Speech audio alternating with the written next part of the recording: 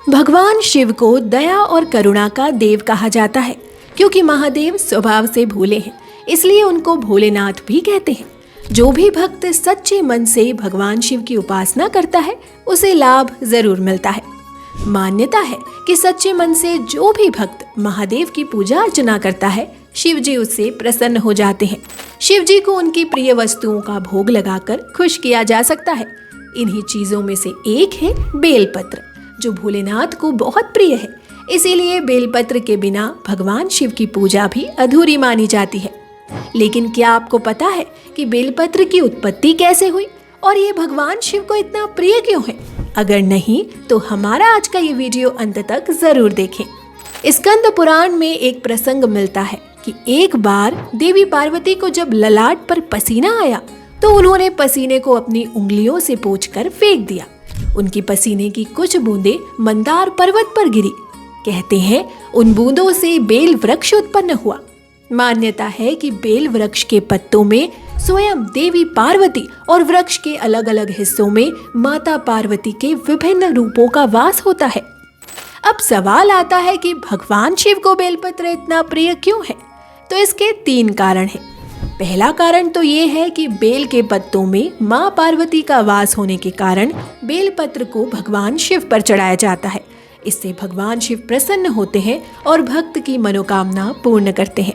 मान्यता है कि जो भक्त किसी तीर्थ स्थान पर नहीं जा पाते हैं वे यदि सावन के महीने में बेल के पेड़ की पूजा कर उनमें जल अर्पित करते हैं तो उसे मंदिर या शिवालय में शिवलिंग के दर्शन का पुण्य प्राप्त होता है। दूसरा कारण यह है कि समुद्र मंथन से निकले कालकूट विष को पीने के बाद जब भगवान शिव के शरीर में अत्यधिक जलन और पीड़ा हो रही थी तब देवताओं ने उन्हें बेलपत्र खिलाया था। बेलपत्र की शीतलता और विषरोधक प्रभाव से भगवान शिव को बहुत आराम मिला। तभी से उन्हें बेलपत्र अर्पित करने की परंपरा चली आ रही है। तीसरा कारण है कि बेलपत्र की पत्तियों में माता लक्ष्मी का भी वास माना गया है और भगवान शिव माता लक्ष्मी को अपनी बहन मानते हैं। अब हम ये जान लेते हैं कि शिव जी को बेलपत्र किस तरह से चढ़ाया जाता है।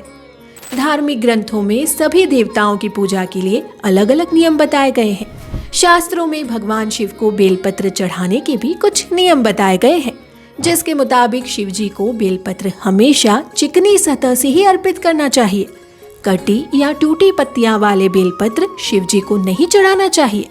3 से कम पत्ते वाला बेलपत्र भी भगवान शिव को नहीं चढ़ाया जाता है। माना जाता है कि 3 पत्तियों वाला बेलपत्र त्रिदेवों और शिव जी के त्रिशूल का रूप है।